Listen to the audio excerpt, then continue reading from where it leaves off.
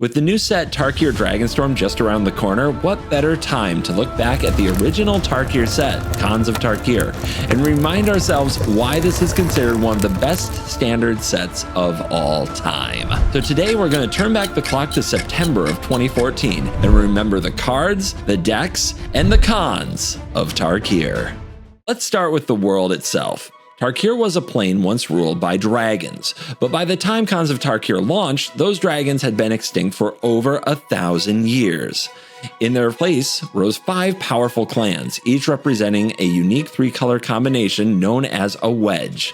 The Abzan houses, with their white, black, and green philosophy, embodied endurance and family loyalty. The Jeskai Way, blending blue, red, and white, focused on precision and mystical mastery.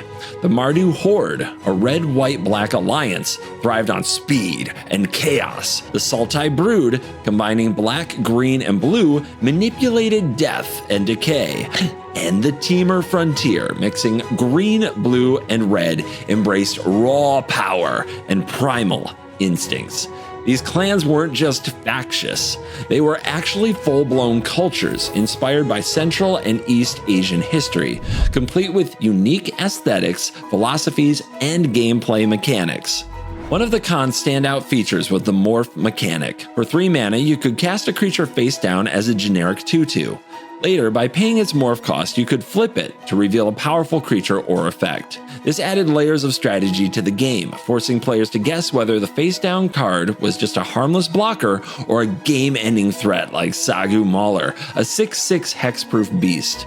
Morph became a signature of the set, especially in Limited, creating mind games that kept matches unpredictable and exciting. But what truly made Khans of Tarkir legendary was its impact on competitive play. This was a set built for 3-color decks, and it has delivered in spades. Fetch lands like Polluted Delta and Windswept Heath allowed players to fix their mana base with ease, while tri-lands such as Sandstep Citadel provided consistent access to all 3 clan colors. For the first time, running 3 colors wasn't just viable, it was optimal. This opened the door to strategies that felt both powerful and deeply synergistic. So let's talk about the decks in the meta. At the heart of Khan's success was its diversity. Unlike formats dominated by a single deck, like, say, Mono Red, Khan's standard thrived on a rock-paper-scissors balance between aggro, mid-range, and control.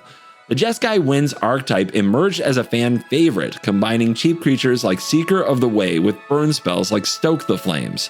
Seeker, a 2/2 lifelink with prowess, became a staple, gaining life while pressuring opponents. Mantis Rider, a 3/3 flying vigilance and haste, epitomized Jeskai's tempo, evading blockers, attacking planeswalkers, and closing out games quickly. On the flip side, Abzan midrange dominated with raw value. Siege Rhino, a 4/5 trampler that drained 3 life on entry, became the poster child of the set. Playing multiple Rhinos in a game often felt insurmountable, as each one stabilized your life total while chipping away at the opponents. Paired with Courser of Crewfix, which provided card advantage and life gain, Abzan could outgrind nearly any deck. And then there was Mardu Aggro, a deck built for speed. Cards like Bloodsoaked Champion and Butcher of the Horde swarmed the board, while Crackling Doom offered flexible removal and forced opponents to sacrifice their biggest threat. Mardu's philosophy was simple: hit fast, hit hard, and don't let your opponents breathe. Control players found tools like Dig Through Time, a delve spell that let them sift through their deck for answers. The combo enthusiasts experimented with Jeskai Ascendancy, a card that turned cantrips into explosive turns by untapping creatures and pumping their power. Of course, no discussion of Khans is complete without mentioning Treasure Cruise. This delve spell allowed players to draw 3 cards for a single blue mana, provided they exiled enough cards from their graveyard. It was so powerful it was eventually banned in Modern and Legacy, just to show how insane that card was. Now let's have a look at the pro scene.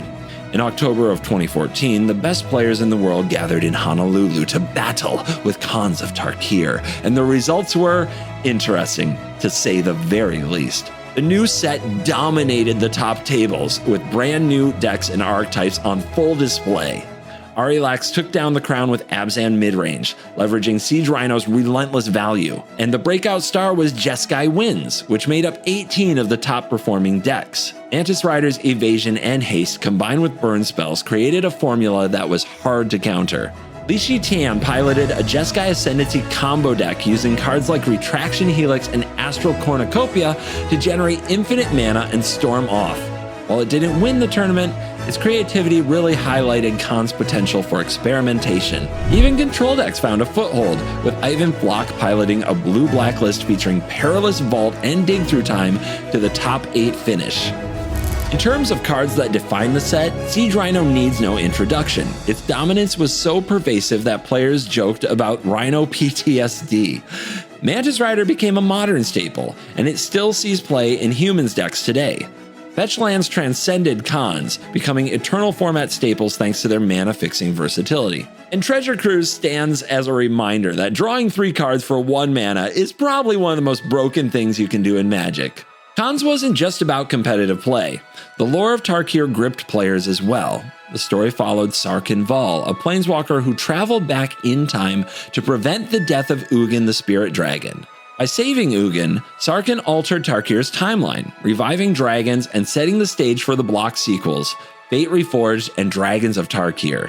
The clan's struggle against and eventual alliance with the returning dragons really set the stage for the Tarkir world, making winning with clan cards feel like part of a bigger narrative. If you're looking for more lore from the Tarkir world, don't worry. A lore video for Dragonstorm Tarkir is coming very soon.